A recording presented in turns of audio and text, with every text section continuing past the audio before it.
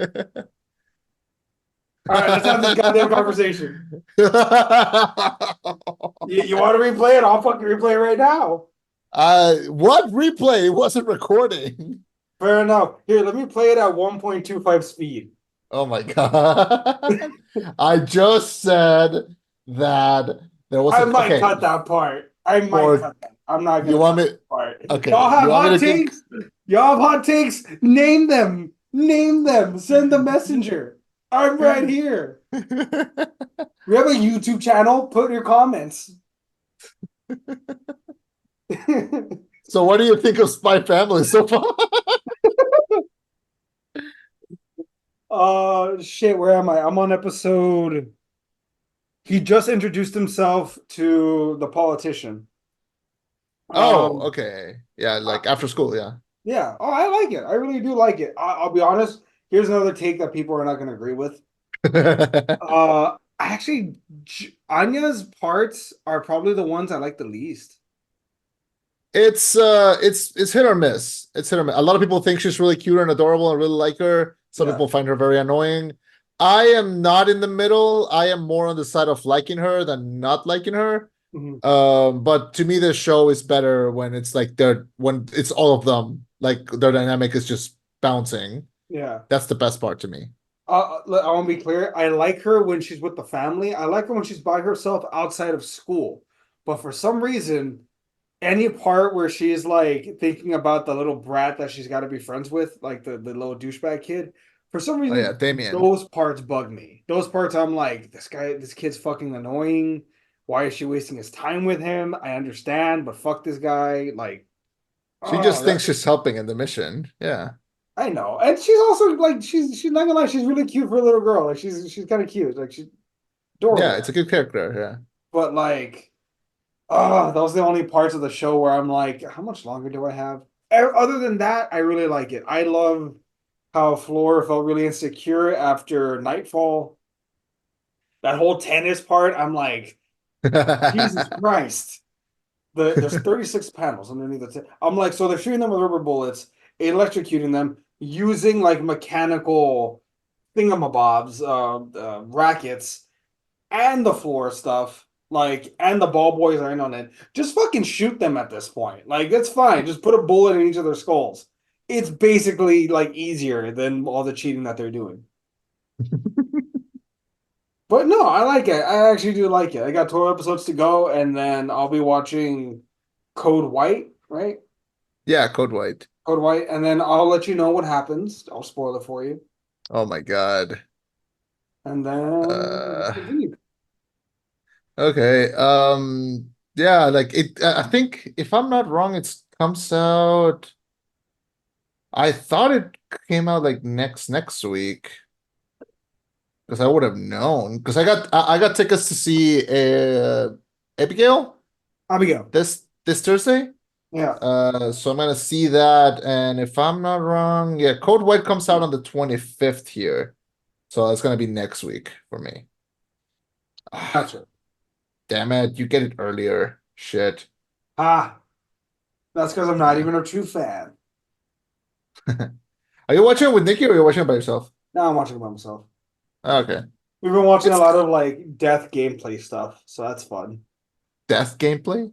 Go watch the Outer Middle show. He just plays a bunch of scary. It's just a YouTube streamer that just plays a lot of scary games. I don't really do streamers. That's fair. Well, It's we might just be streaming someday, and we're growing our audience. maybe I don't know. It's just that I don't like watching streamers because I get desperate because I want to play the game. Like I don't want to. Yeah. That's Like fair. I want to play the game at my pace. I don't want to see someone else play the game. But that's just me. I know a ton of people that really enjoy it to watch them, and like it's like a whole community. Yeah. But I'm not for me. Speaking of things that are not for me, uh, that was your cue. Oh, Chema, hit the intro.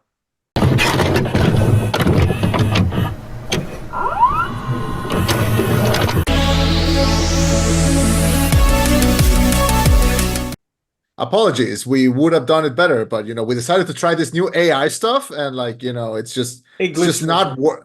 it's not working as it should. Thank you for welcoming us into your headphones. My name is Chema. And I'm Eddie. reviewing Late Night with the Devil. And this is the rollback, the live television event that shocked a nation. A live broadcast of a late night talk show in 1977 goes horribly wrong, unleashing evil into the nation's living room. So, this is the movie directed by Cameron Carnes and Colin Carnes, a sibling a duo, starring David Dasmakian, Laura Gordon, Ian Bliss, Faisal Basi, Ingrid Torelli, and Riz Autori. This movie that was ahead of the festival run last year and finally got a release here. Totally original idea, pretty unique idea and execution in a way of showing almost like a lost found footage thing going on here of like a late night talk show in the 70s, starring the very, very charming David Dasmakian, who usually portrays the side characters. I believe this might be one of his first starring roles, which I think it's very, very, very cool. And now here we are, a movie that had everything going for it, and just decided to just fucking throw it in the trash in the weeks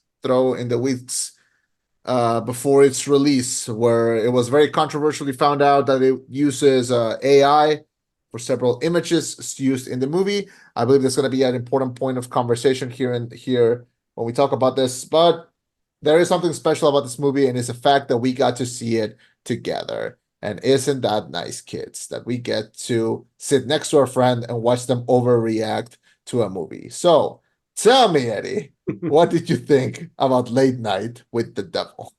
So I've got a question for you. Can so there is controversy.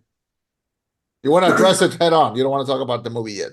No. So I'm gonna ask this: can we talk about the film apart from the controversy first, or do you want to leave the controversy until the very end of the episode? Like, We how can do you leave the want to do this? controversy. Let's just leave the controversy for the very end. But Okay, because yeah, just so we I can actually have talk some about the movie shit by on itself. the controversy from our YouTube channel that I want to bring up. Excuse Oh, me? so we'll bring that up when we get there. So I guess Okay. initial reactions to this film, it was funny because so me and Chema watched at the same time at the same theater, uh, and as soon as I got up, you said, "Man, I really liked this movie up until the end," and then I think I told you exactly right after that. That's weird. This is a top 10 movie for me. Was a top 10 Yes. movie for me. As of right now, it was a top 10 film. To be fair, 2024 hasn't been full of hits, but yeah, like I really enjoyed this film going in. I think we discussed it on the way afterwards. This movie invokes a lot of like analog horror from YouTube channels as far as like giving you like bits and pieces of a documentary, what's happening, what's going on, what's happening behind the scenes, and all that kind of stuff. So I really enjoyed this movie, top to bottom, from the throwback appearance to the accuracy of, Satanic Panic in the 70s. The way they represent everything, the way they told us the story of Jack Delroy and his rise to fame, inevitable downfall, his wife, his attempted comeback, and this is his big, it's sweet, guys. We got to make this one happen.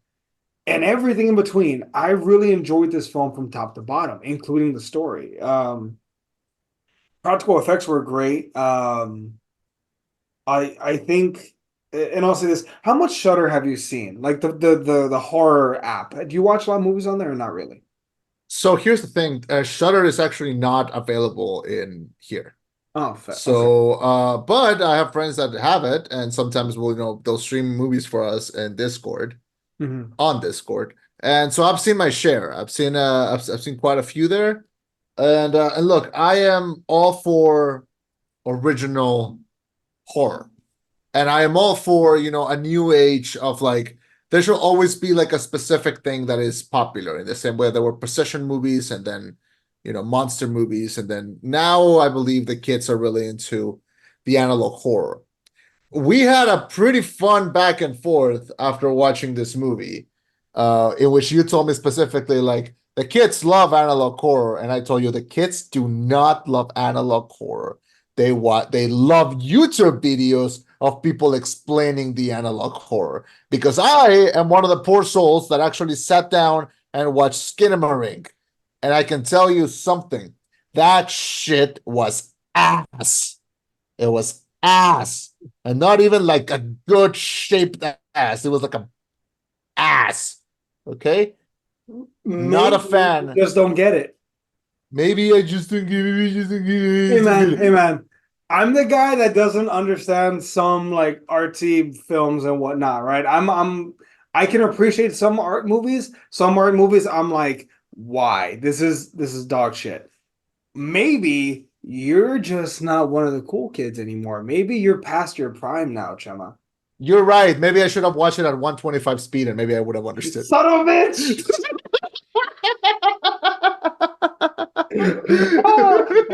You know what? Well played. Well played. I don't know if you can hear this clapping, but well played. Well played. I'm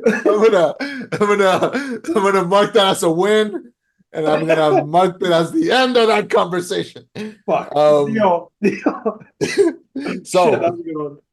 okay, no, but so we talked about this, and we talked about like the analog horror, and look, there's a lot of really well-intentioned things in this movie. There's Mhm. three that are not. Oh, we will get there. We'll get there. But look, the atmosphere, the vibe, the patience, the pacing, the acting, the way people are talking, the way people like just move in front of cameras. Mhm. There's something really special here, or there could have been something really special here. Mhm. And I told you, like, I was with this movie until like its last like 15 minutes or Yeah. so, maybe 10 minutes. Like Where the last like third of the film. yeah, like at the last third, it was not it for me. But like the first two thirds are pretty interesting, not unique, not I will dare say this is not a must watch. I would dare say this is not a must watch. I think there are you can find shit on YouTube that does things like this that I think do it way better. But what does this movie have in its favor? Well, it has a bigger budget. It's got David Desmalkian at the lead, which I believe he should not be blamed for any of this. This is not his fault. And I do believe he should get more leading roles because I cannot believe that it took him this long to get a leading role. He's really good. He's really good in this. Um, and it's just everyone else in the cast, formed of mostly character actors, I think act really well.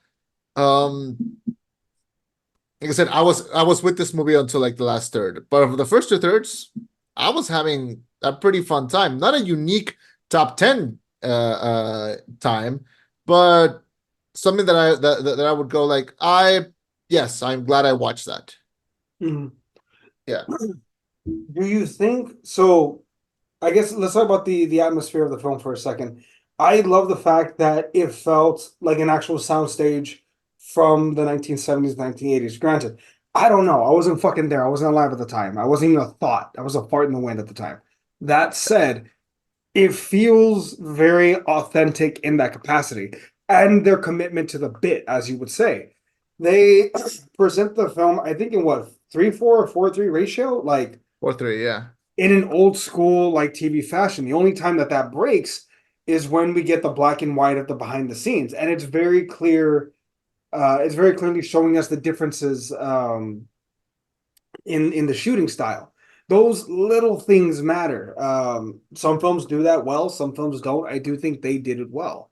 I think the premise is very original and very much an old a story of old in the sense of like, hey, a late night talk show host who hosts on Halloween and they speak with the devil and stuff. I've never heard of a premise even remotely that batshit nuts. So I was on board from the get-go. In addition to that, though, I want to talk about the characters for a second, if you don't mind. There's so many good characters and some fucking hateful characters in this film. Um, I want to talk about Jack first, but I want to go over each of the main ones. But we'll cover Jack first. Spoilers in 3, 2, 1. So Jack Delroy makes, and this is part of what you hated about the film, is at one point it's essentially he's outed that he did make a deal with the devil for fame and success. It's a monkey's paw situation where turns out the fame comes after he murders a young girl on stage, but nonetheless, fame is achieved. But he makes a deal with the devil and it costs him his wife. I'm not saying I would make that deal, but for me, That butt is very dangerous. very but indeed. But I would not make that deal. But uh, I can sympathize and understand with the desire to succeed. I don't agree with what he did. I don't agree with making a deal with fucking Satan. But the fact that he wanted to succeed so badly, that is a character motivation that I can understand, if ever. And I love that. I love the fact that I can understand each of the motivations. They're not the most technically sound, right? But I like that I understand where they're coming from. I like let's talk about the douchebag, Carmichael the Conjurer, the guy who's a skeptic that just keeps punching down at people.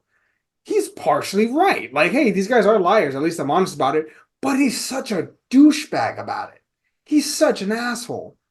And you understand where he's coming from, but at the same time, it's like maybe, just maybe, fuck this guy in particular. Maybe. But Yeah, so you were physically reacting in disgust towards this guy while watching the movie. I hate Like, him. yeah, here's the thing. I would hate this guy if I met him in real life, Mhm. but as a character, like I think he works so well and you hate him so much because his performance by one Mr. Ian Bliss is absolutely wonderful. Like he was one of my favorite parts of the movie. Like that pompousness and that personality. I mean, you can tell this actor was just having a ball playing this Oh, he was character. eating up the scenery. Yeah, absolutely. And I like when actors like give it their all for a role like this. Like ever since he walks in, he like you can feel like he physically owns the place. It's kind of great. See, and I think I hate him so much because this is what he reminds me a lot of an internet troll in the worst ways. Like, Yeah. I feel like if he was around right now and we were like global warming is a bad thing, we just had a cold winter. What do you mean global warming is a thing? Show me the proof. What do you mean global warming is a thing? Because all I feel cold in December, like it's always been our whole lives. It is hot in the summer. Why don't you understand? You don't get it. That is how I feel like this douchebag would be if he was alive right now. Maybe I'm wrong, but maybe, just maybe, fuck that guy. I stand by that. But and then we get to Chris Stew, the psychic, which is so they let him perform straight up like, oh, I can read your minds. Oh, I'm getting a penny or something with a P, Penelope, something with a P. He plays that whole shtick, something that we're all very familiar with. Even at one point, tricking me, thinking, oh, maybe this guy's actually a psychic. Like maybe they're gonna give him that. Um, and then later on, they reveal, oh, like it was a questionnaire. He wasn't psychic at all. But they use that as almost like an anti-twist because after his whole spiel about, oh, your son, like, he loves you guys. You can hold on to his his teddy bear or whatever. Then he goes, mini, something, mini pain. And you're thinking, oh, it's another part of the act. No, that's real. The act was the bunny and all that shit.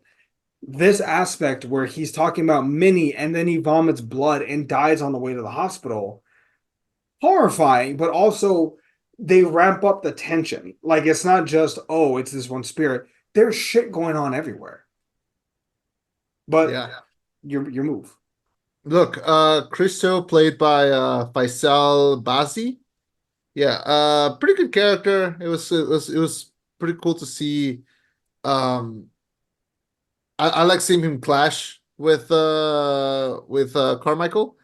Um, honestly, well, he's not in it that like the first third or so, and then we get like that chilling moment where spoilers, but like we get told like oh like he died on the way to the hospital.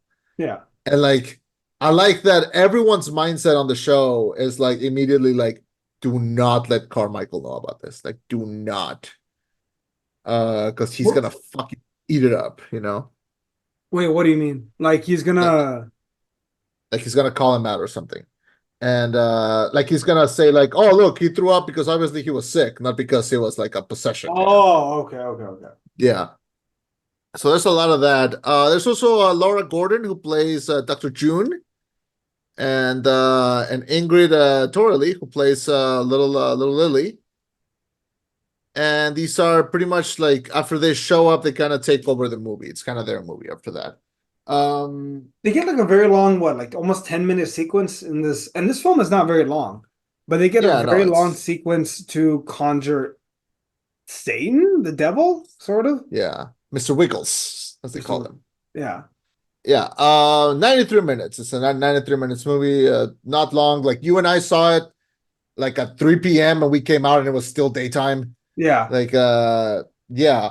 It's to me they all work because look, I haven't seen any of these actors in anything. Like they kind of work because I don't know them, Mhm. but it's kind of cool to see them like all around and then have Dasmakian at the very front. He plays a very charming little man and you know a kind of guy that you would see on TV that you would see try to like have a charm and that wit and that like comedian almost. Yeah. I like all these characters. To me, they do fit really well into this like big puzzle. I mean, until it doesn't at the end. So can we talk about the demon talking first, and then we get to the act that I guess divided Yeah, us? yeah. Let's go. So Lily is tied to a chair, and they're essentially trying to conjure the devil. Um, and the doctor is very much against it, like, hey man, like I don't know if this is a good time. But Jack Delroy, who wants these fucking ratings, we need to go the extra mile. Up until this point, he could have stopped any of it. He could have been like, you know what, you're right, let's cut this, and he's saved. But no, he continues to push forward and essentially like Brown beats June into allowing her to have a session with Lily that conjures out Mr. Wiggles. And it's insane how just the littlest things make all the difference in the world. How when I think it's Lily, right? Yeah. When Lily is there, she clearly looks like a little girl, but when she transforms into Mr. Wiggles, they don't put a shit ton of makeup on her, make her look demonic. They just swap out the actress with someone else to take the form of Lily while she's possessed by Mr. Wiggles. And from what I'm seeing, I can't even find who's credited with playing that unofficial version of her. I can't Are find. you sure it's someone else? Yeah, a completely different like bone structure, like delivery, everything. Unless they like caked on the makeup, it seemed like it was a different person underneath the hair, which if you ever watch Shudder, like their VHS movies in particular, Yeah, um, they're known for pulling tricks like that to get the point across. but like, have you confirmed that this is what happened? In this particular film, no, I assume so because the bone structure was so different. I I assumed it was all makeup, It's but possible, but then if they did, then they kicked on a shit ton of makeup because her cheekbones were completely different, as was her chin. okay. It could be makeup. I'm more than willing to admit that, but I know Shudder has pulled that trick in VHS where if they need to move an actor but give them an ungodly form, they just swap out the actor, but they keep the same clothes and the same makeup. I mean, the same hair. Amazing. That would be pretty cool if only they would have considered doing that practically for something else. Um Uh, anyway, yeah, her scenes are pretty amazing. And honestly, it's not even the transformation scene. There's a scene where she's brought into the stage and she sits down and like they cut to another camera and she's just staring at the camera. And it is terrifying. is Uh like you don't know if it's because she's so young she doesn't know better or what's in there. yeah. It's just there's something so off. And I wish the movie had more moments like that. And we'll get to my problem specifically with that, but there's something that really like bothered me about like the movie just kept insisting on itself, like almost telling us like, look at this, isn't this scary? Like look at this, instead of like, hey, let us see it, let us breathe, let us get to that conclusion. which is also a problem that I have with the ending. But specifically in that scene, it's also like another reason why I kind of don't love the fact that they kept cutting like to what they're doing between breaks, like the black and white part. Mhm.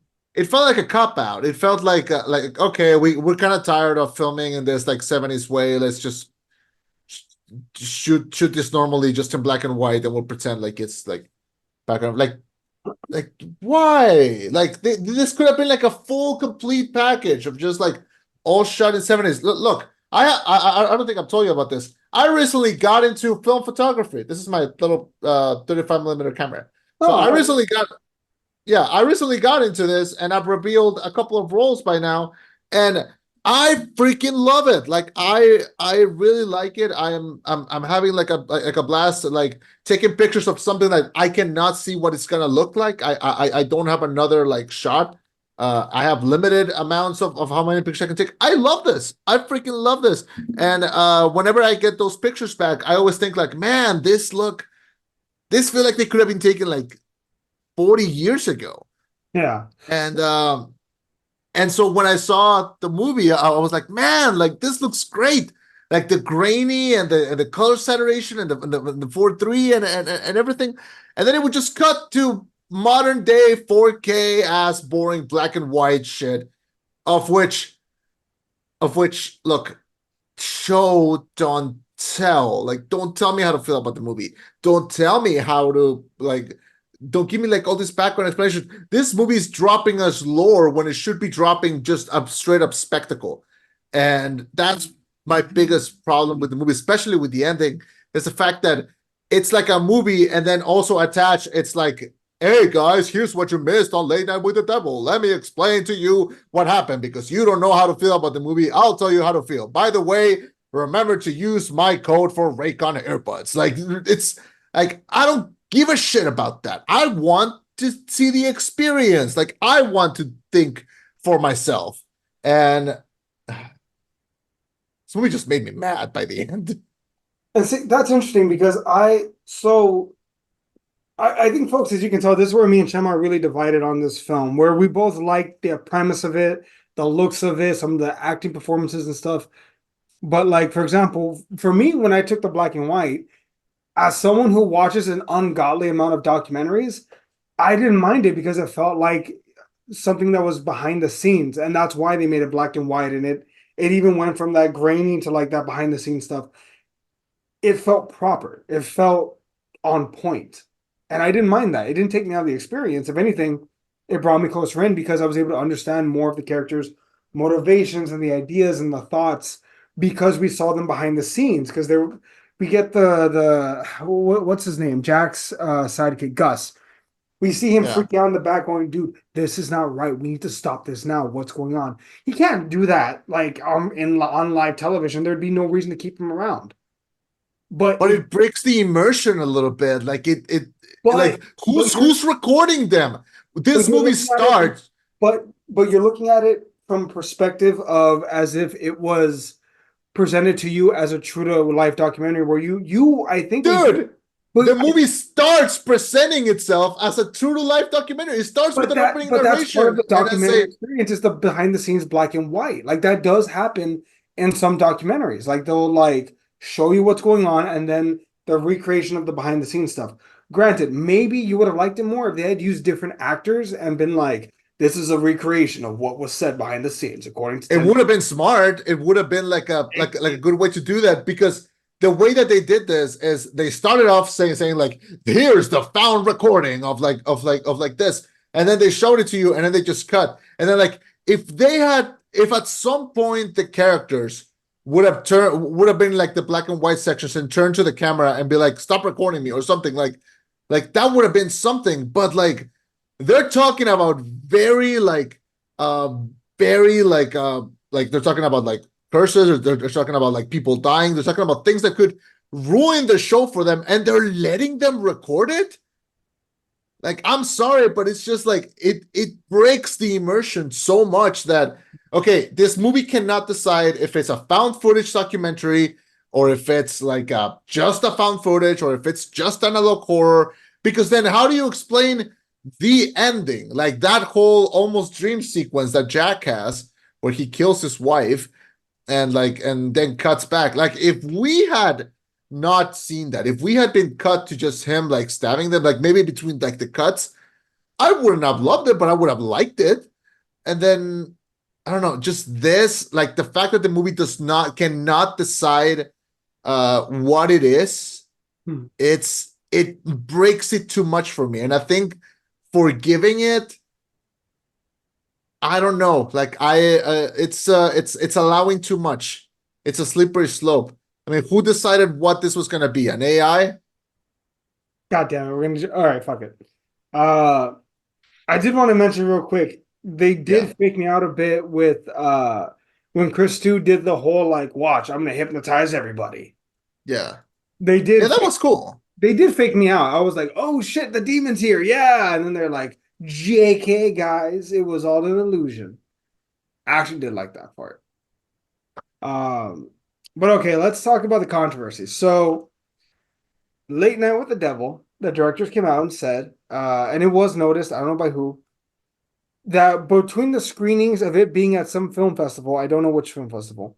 I think it was, I guess it was South by Southwest. In between Maybe. screening it from one film festival to another, the pause screens where it's like, we'll be right back in a moment, right? After this message from our sponsors. Yeah. It was discovered that those original images or art or whatever the fuck was there initially was replaced by three AI images that the directors were, and I'm quoting them here, experimenting with. They wanted to try and use that. And it's crazy because if you go back and review the art, you see where it doesn't look right. We humans have an ability to see the uncanny valley, the stuff where, wait, that's not right. That's not supposed to make sense. It's a learned trait, which that's fucking terrifying. Imagine our ancestors in fucking caves. What looked enough like us to where we had to distinguish what was not one of us. That's fucking terrifying. That said, um, those three images were discovered, and there's been significant controversy surrounding the film, even enough so to where people actually commented. Our most commented, second most commented video on our YouTube channel is about this, and it's people arguing about the pros and cons of the use of AI. Like it's nuts. People arguing disagree that the three title cards take anything away from this movie. AI, whether you like it or not, will infiltrate every aspect of entertainment. Serious controversy. Can you virtual signal any harder? Jesus, man, if AI is the end of be all, you're not gonna like movies, very soon. A lot of stuff like that, which I'm gonna be very clear about my stance on this. I want there to be no questions whatsoever. Um, Fuck AI in any capacity that can be used in a film.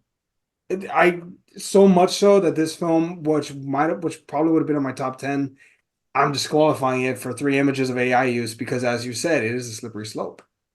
It is slippery slope. If we start saying like, "Oh, come on, it's nothing," then we're gonna say it for when they do big things. So, what the fuck were the fucking Directors, cannot what? the No, directors. what the fuck were the strikes even for? If we're gonna just be okay with this, even if it's just for a little image. And like, here's the thing, and I told you this when we walked out of the movie. Imagine you're a graphic designer or like an artist or just a drawer. Like if you would have drawn if somebody would have been commissioned to draw these and the movie becomes a hit and it becomes like for example like I mentioned like the movie is not I didn't love the movie like by itself that by the movie by itself just because of the ending I don't love the film it takes out a lot of points but I can admit that it's a pretty cool thing that exists, that I'm glad it exists, and that I hope that, I would have hoped that it survives and that people keep watching it every like Halloween. This would have been really cool to have become like a new Halloween classic that people just rewatch on Halloween. Because like God knows it's better if we have more that are different because this way you appeal to everyone. Imagine being the person that draws that, and that image becomes synonymous with the film. People redraw that. People have it. People they put it on shirts. People get it tattooed. Like it would have been amazing. It would have been something that it's so clearly tied with the movie. The same way that the butter knives are to Coraline. Those images could have been to this movie, and you wasted it. Like it's an opportunity that is wasted. That you do not, you have an opportunity to have an image that even without text, like you can wear a shirt with just that thing, and it doesn't even have to say lay down with the devil. You just know because of how successful it could have been, because of how, but this soured people's minds before even watching the movie. And while we were watching it, every time that those images would show up, I would boo at the screen. And I didn't know why. It, I didn't understand. You didn't tell me oh what they were yeah, being used until after the film.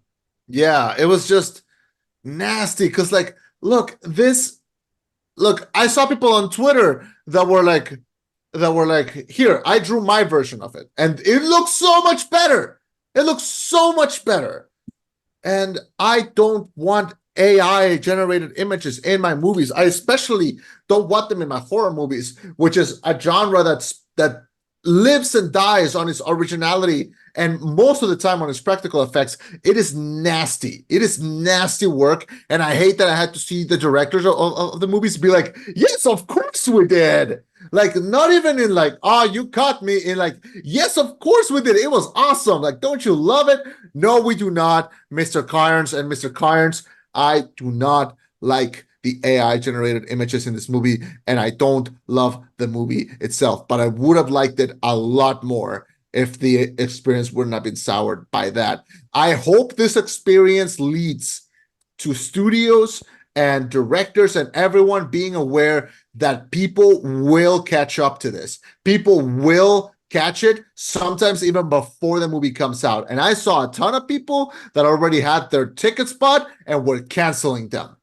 They were canceling them before seeing the movie just because of this that came out. People were very excited about this, and it ended up doing a lot less than it could have done because of the AI controversy. Now, it is a specific group of people that care that actually do this, but those are the people that are going to make your movie live or die, because this was not a big studio movie. It was not a big budget movie. It was not a summer movie. It was a movie that was, honestly, it was wrong to have released this not in Halloween. It should have come out a little later in the year. So you have all the odds against you. Using AI just made it a lot worse because you eliminated another core of your audience. See, I would argue that you say, "Oh, not enough people through it." Man, if you had told me this, we would have bought tickets for a different movie and then just walked in to watch this one. We could have contributed more to Godzilla versus Kong. I'm just saying. Um, Godzilla X Kong the New Empire. Go watch it now today. It's out live. Um, and it's unfortunate that I think a lot of people, it goes to a lack of what do you call it? Compassion and empathy at the fact that AI can be a great thing. I truly believe that. Here's the thing. AI can be a great thing when it does my dishes. AI can be a wonderful thing when it folds my laundry. You know what I don't want AI to do? Write my books, do my painting, or make my movies. It should not be doing those things. It's a cost-cutting measure, and I think studios are trying to see how much they can get away with. The strikes were for writing and for acting. It never said anything about art. The good news, I don't know if you're aware of this or not, several big entities in the video game industry are beginning to unionize, from the artists to the voice actors. They're unionizing, they're setting up to strike because they don't want AI used in their industry, which I agree with. And even if you are pro AI, like let's just say you are, even AI and art. The thing is, AI cannot create art on its own. You need to feed it something. In a sense, that's theft because it needs something to work off of. It cannot create something original. You have to feed it something.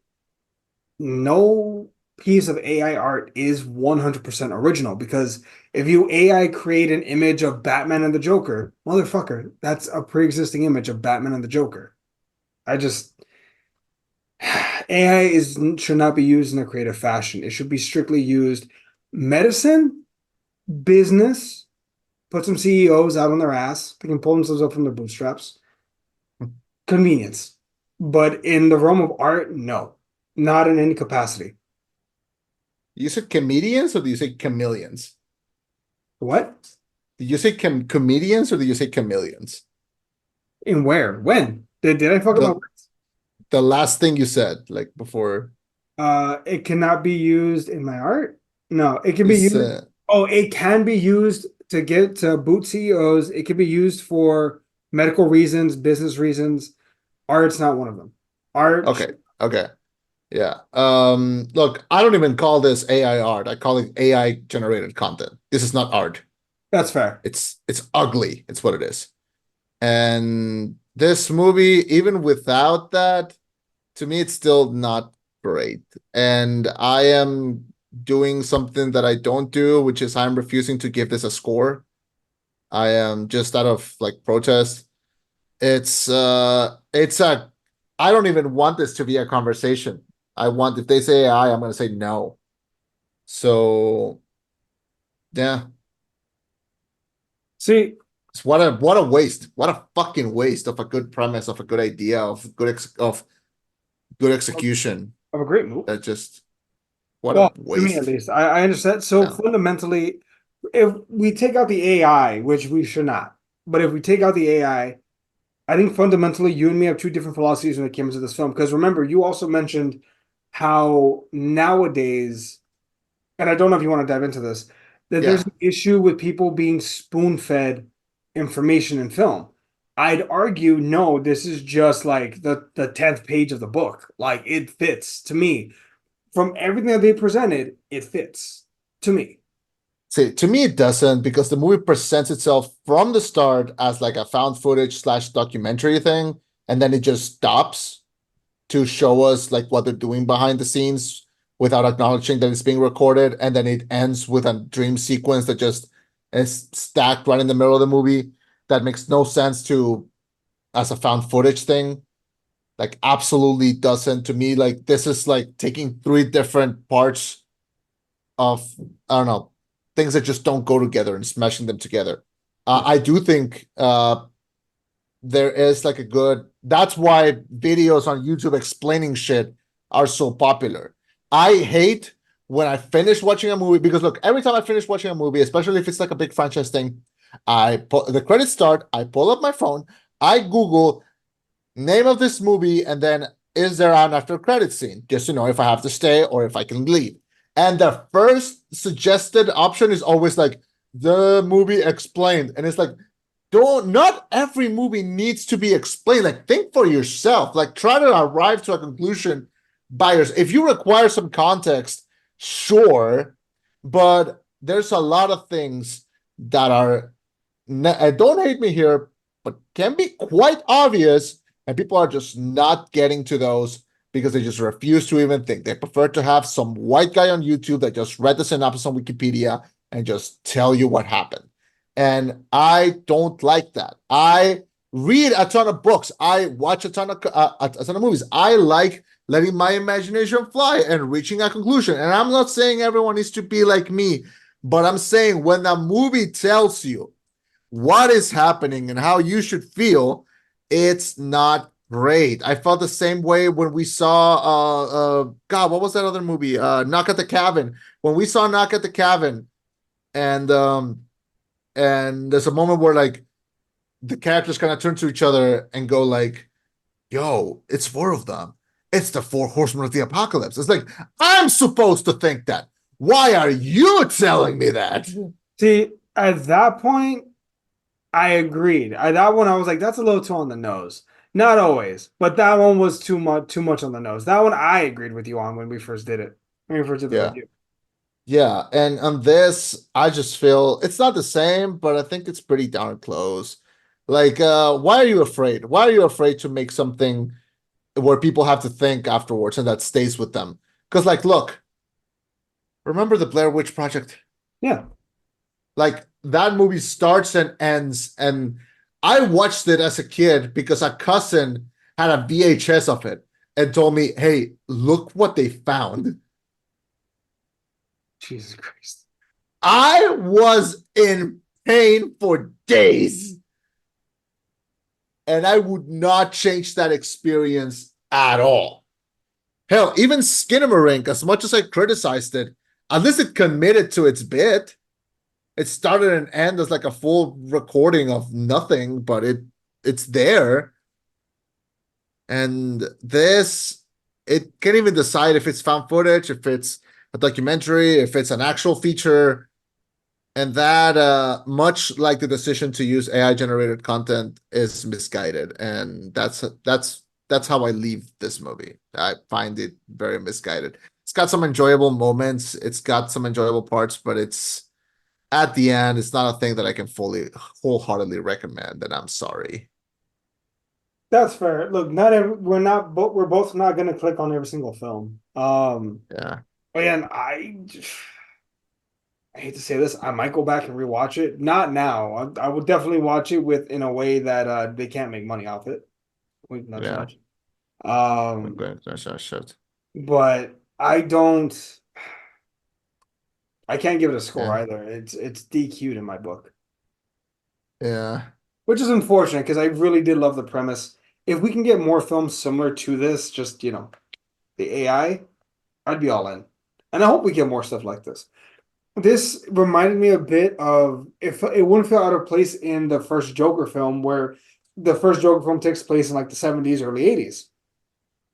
I wouldn't mind if we get more horror films during that setting. Fear Street was awesome. That's because it was two out of three of them were throwbacks. Yeah. So hopefully we get some more stuff like this, more horror like this. Yeah. Look, we're gonna get some cool stuff this year, I think. I think. Uh, I don't know. It's just it's just complicated. And horror is already like so hard, especially with like the rise of, different kind of horror, like social horror. And I'm kind of worried that the only way that we're gonna get like interesting horror is only if it takes place in the past, which is why this does it, and why Lisa Frankenstein also kind of worked, even though that wasn't like horror. Immaculate also takes place earlier. Maxine later this year is gonna take place like around the 80s, 90s. Um, I don't know. We'll see how things like Long Legs and Cuckoo and other things end up working. But this is not a thing I can recommend. Sorry.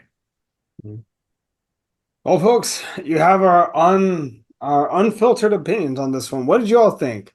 Why didn't you guys like it?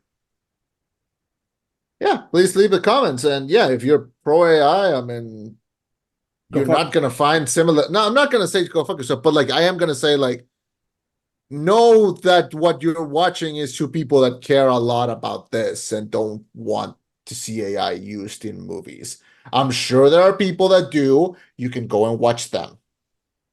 No, I But stand if on you that one. Go fuck yourself if you want AI used in any kind of film, in music, in TV, in any capacity where you're taking jobs away from people that are want to be creative individuals. If you're one of those individuals that's like, I don't care if it was done by a computer, fuck the guy trying to make rent.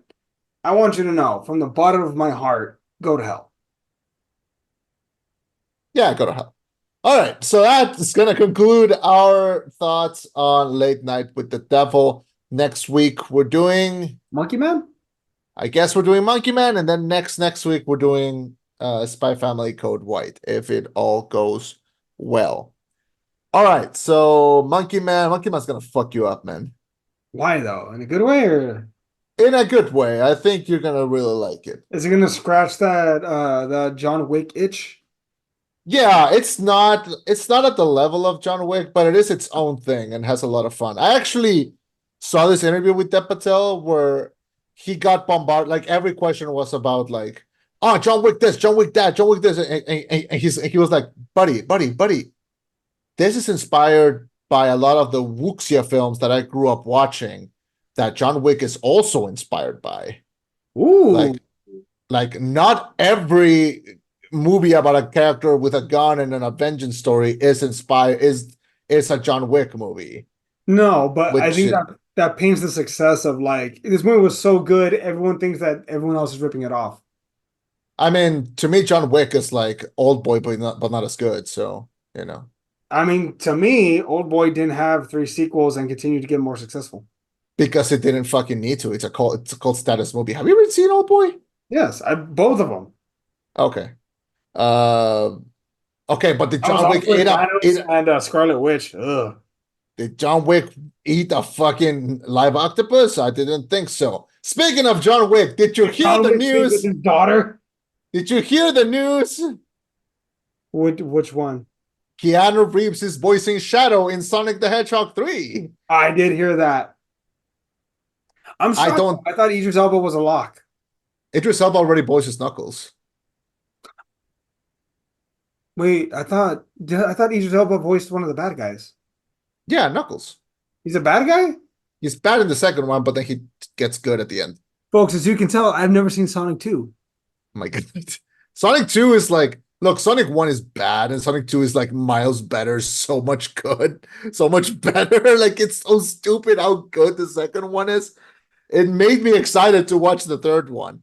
And the fact that it's going to be based on Sonic Adventure 2, my personal favorite Sonic game, and also the Shadow the Hedgehog game, I'm excited. I don't love the idea of Keanu being Shadow. To me, it would have been very funny if they got like an actor that really took it seriously. And with Keanu, there's always like I don't know, just like some humor there because he's like a good bad actor.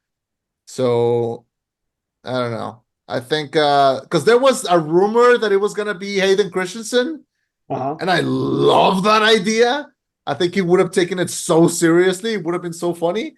But I don't know. Now we're gonna have Shadow saying shit like excellent. What if like he's like, I need you to kill Sonic. Nobody. Excellent. But Excellent. like We'll see. evil delivery. If he just He puppy at least once, he can go to hell. I'm excited. I'm excited. I want to see it. But yeah, so that's Keanu's next big move. Shout out to Keanu that rejected contracts by Marvel and DC, but happily does SpongeBob and Sonic. What a good guy, Keanu. You know, it's funny. I bet Keanu was probably the only actor that they couldn't buy. Like, I'm sure if they offered him $100 million to play Uncle Ben or John Kent for like 10 minutes in a film, he'd be like, "Nah, I'm good." Keanu would not be a good John Kent. I'm not saying he would be a good John Kent. I'm just saying he would definitely reject the role. Yeah. Anyway, so this was cool. This what we just did. So we finished that. Thank you everyone for watching. We'll be back next week with another review.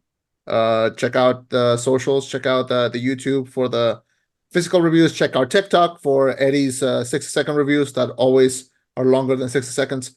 You're welcome. And At least I'm consistent. yeah. Watch And out, bro. and check me out at your local I don't know, gas station, just chilling there, waiting for the burritos to keep rolling. Thank you so much for joining us. My name was Chema. Folks, if you see Chema at a corner store, do not approach him. He's dangerous. Yeah, Bye, I'm everyone. definitely going through something. Signing off with a reminder to fuck AI. And What? I wrote that. So We're keeping it. Wait, do you want to have that discussion about what is cheating with a robot cheating? no, cut it, cut it, cut